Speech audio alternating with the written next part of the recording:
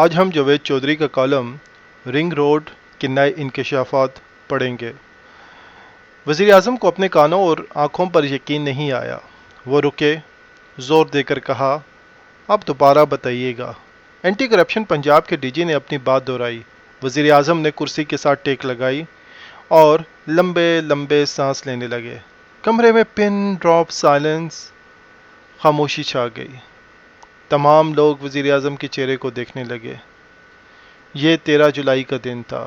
Anti corruption کی تحقیقاتی team نے رنگ روڈ راولپنڈی کی رپورٹ تیار کر لی تھی۔ ڈی جی رپورٹ لے کر وزیر اعظم کے پاس آ گیا۔ رپورٹ کا پہلا حصہ commissioner Rawalpindi ring road project کے ڈائریکٹر کیپٹن محمود اور land requisition collector Waseem Tabish کے بارے میں تھا۔ وزیر اعظم کو بتایا گیا کہ کمشنر محمود نے 5 انٹرچینج سیاسی دباؤ اور ہاؤسنگ اسکیموں کے مالکان کے فائدے کے لیے بنائے۔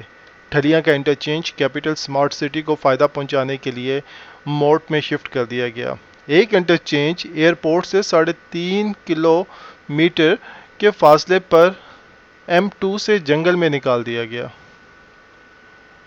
کیپٹن محمود سے پوچھا گیا کہ آپ نے یہ کیوں کیا تو اس کا جواب تھا، یہ جگہ 20 سال بعد آباد ہو جائے گی، یہ فیوچر پلاننگ ہے۔ کیپٹن محمود کے بھائی کرنل مسعود مکہ سٹی ہاؤسنگ اسکیم کے کنسلٹنٹ ہیں۔ یہ اسکیم بلوچستان کے شہر لورالائی کے ایک شہری فرید نے بنائی۔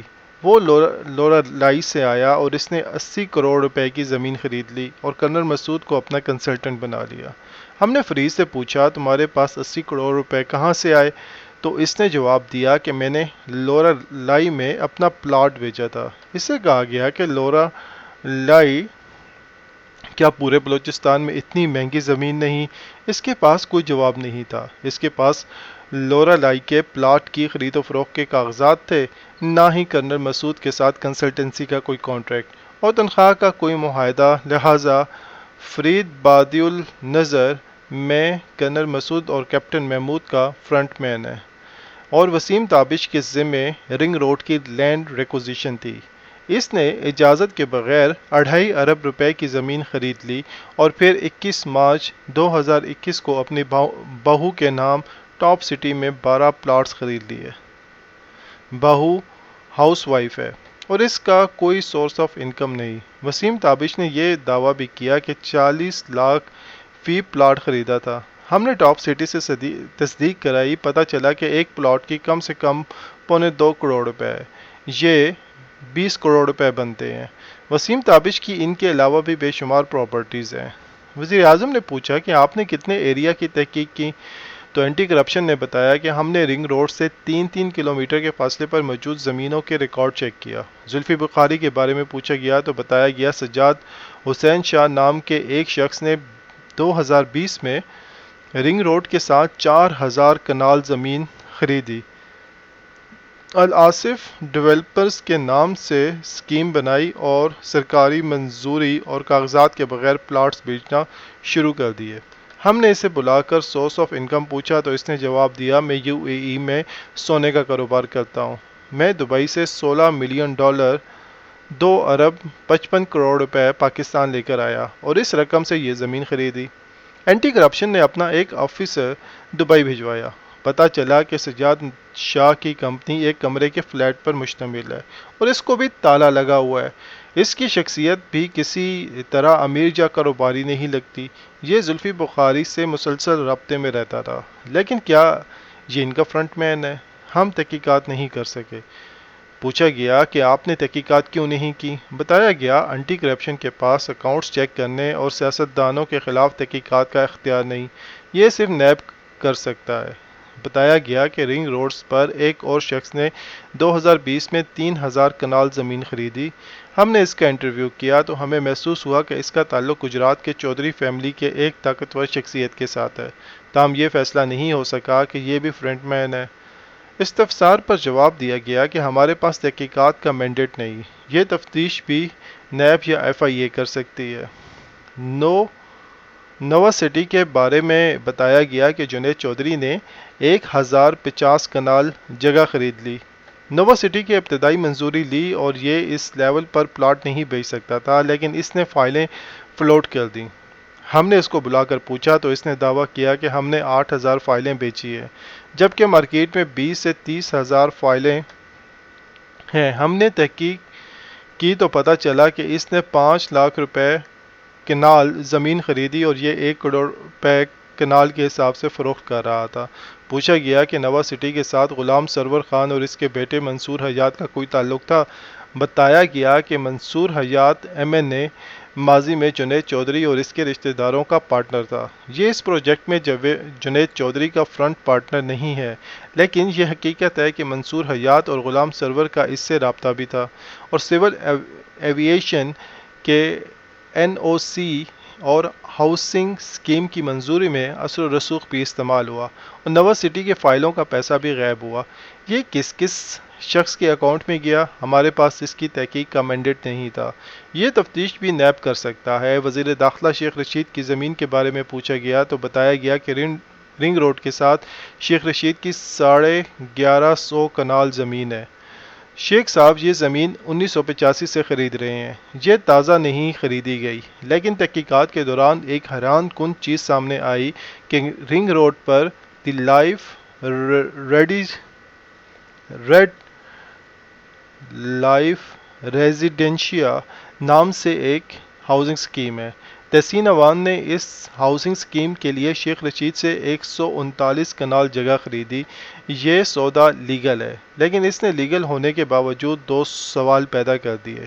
پہلا سوال، یہ سودا 45 لاکھ روپے کنال میں ہوا، جبکہ سوسائٹی کے دائیں بائیں زمین کا ریٹ 5 لاکھ روپے حد 8 لاکھ روپے کنال ہے۔ وہاں 45 لاکھ روپے ریٹ ہی نہیں۔ دوسرا، تحسین ایوان دی لائف ریزیڈینشیا کا ڈائریکٹر ہے اور نہ ہی پارٹنر، لہٰذا اس نے سوسائٹی کے لیے زمین کیوں خریدی؟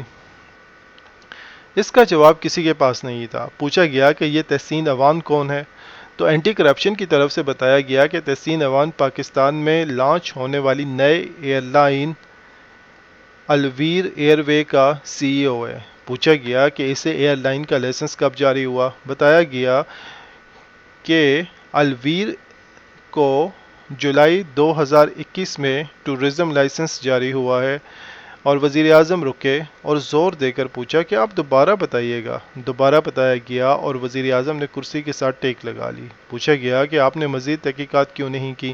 بتایا گیا کہ یہ تحقیقات ہمارے مینڈیٹ سے باہر ہیں، یہ بھی نیب کر سکتا ہے۔ وزیر اعظم کو بتایا گیا کہ اینٹی کرپشن نے 22 مئی 2021 کو انکوائری شروع کی تھی اور 6 ارکان کے جے آئی ٹی بنائی گئی۔ کمیٹی نے 21,000 صفحات کا مطالعہ کیا اور 100 حکومتی اور پرائیویٹ شہریوں سے انکوائری کی۔ پنجاب حکومت کی 5 ڈپارٹمنٹ سے پریزیڈنشلی اور وفاقی اور صوبائی دفتروں سے ڈیٹا جمع کیا، جس کے بعد اینٹی کرپشن اس نتیجے پر پہنچی کہ وزیر اعظم کو کمشنر راولپنڈی نے غلط بتایا تھا۔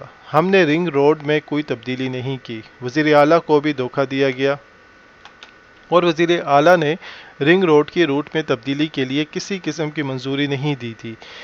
پی این ڈی کے سابق اور موجودہ چیئرمین نے کنفرم کیا کہ روٹ میں تبدیلی کے لیے کوئی منظوری نہیں ہوئی۔ پروجیکٹ ڈیولپمنٹ اور R D A Rawalpindi development authority route میں تبدیلی کی براہ راست ذمہ دار ہے۔ نیس پار کی طرف سے معاہدہ کی منظوری بھی غیر قانونی تھی۔ 5 نئے انٹرچینجز نکرالی، چک بیلی، اڈیالہ ایئرپورٹ اور چکری انٹرچینج صرف اور صرف ہاؤسنگ سوسائٹیز کو فائدہ پہنچانے کے لیے بنائے جا رہے تھے۔ ہاؤسنگ سوسائٹیز کو فائدہ پہنچانے کے لیے سی ڈی اے اور نیشنل ہائی وے اتھارٹی سے سی این او سی لینے سے قبل رنگ روڈ کے نقشے جاری کر دیے گئے۔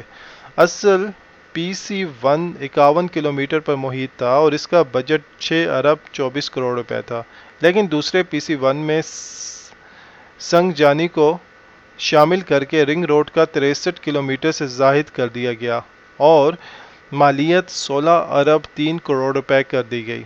یوں 10 ارب روپے کاسٹ بڑھ گئی اور زمین کی خریداری بھی سرکاری اجازت کے بغیر ہوئی اور سرکاری خزانے سے 2 ارب 20 کروڑ روپے ادا کیے گئے۔ اینٹی کرپشن نے آخر میں وزیر اعظم کو مشورہ دیا کہ آپ معاملے کو 2 حصوں میں تقسیم کریں، سرکاری ملازمین کے خلاف اینٹی کرپشن پنجاب کو مقدمات چلانے دیں، جبکہ الآصف ڈیولپر کے مالک سجاد حسین شاہ، مکہ سٹی کے کنسلٹنٹ کمشنر کیپٹن محمود کے بھائی کرنل مسعود، الویر ایئر ویز کے سی ای او تحسین ایوان، نوا سٹی کے مالک جنید چودھری اور نوا سٹی کی فائلیں بیچنے والے تمام پراپرٹی ایجنٹس اور سمارٹ سٹی کے مالکان کا کیس نیب کے حوالے کر دیا جائے اور ان ہاؤسنگ سوسائٹیز پر پابندی لگا کر اور مالکان کی جائیدادیں بیچ کر عوام کو ان کا پیسہ واپس کرایا جائے۔ اینٹی کرپشن نے آخر میں آف شور کمپنیوں کا ڈیٹا اور خفیہ اکاؤنٹس کی لیڈز وزیر اعظم کے حوالے کر دیں۔ اجلاس ختم ہو گیا لیکن وزیر اعظم دیر تک لمبی لمبی سانسیں لیتے رہے۔